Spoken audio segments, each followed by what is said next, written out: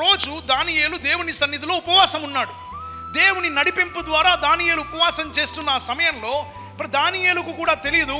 పిల్లరా, it set haven on attention. పిల్లరా, దానియేలు ప్రార్థన పరలోకాన్ని పురుకొల్పింది, లేదా పరలోకాన్ని మేల్కొల్పింది అని చెప్పొచ్చు.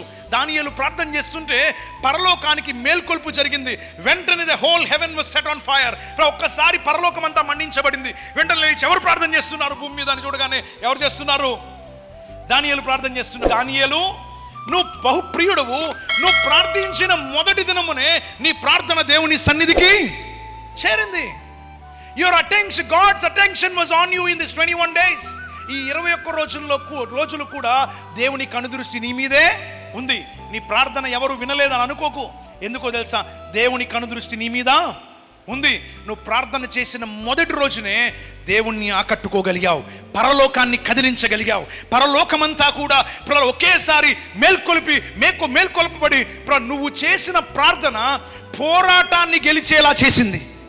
నువ్వు చేసిన ప్రార్థన ఒక పోరాటాన్ని గెలిచేలా చేసింది దానియేలు అని చెప్పడం జరిగింది. కాబట్టి ప్రభువునందు ప్రియులారా, దేవుని మందిరానికి రావడం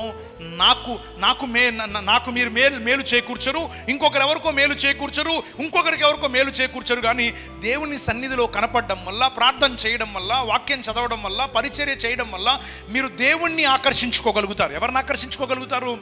అందుకనే ప్రియులారా, మన భక్తి విధానం ఎప్పుడూ కూడా ఎవరినో ఆకట్టడానికి కాదు, కానీ ఎవరిని ఆకర్షించుకోవడానికి? దేవుణ్ణి ఆకర్షించుకోవడానికి. అందుకనే దేవుడు ఆత్మ గనుక ఆయన ఆరాధించువారు ఆత్మతో సత్యముతో ఆమేన్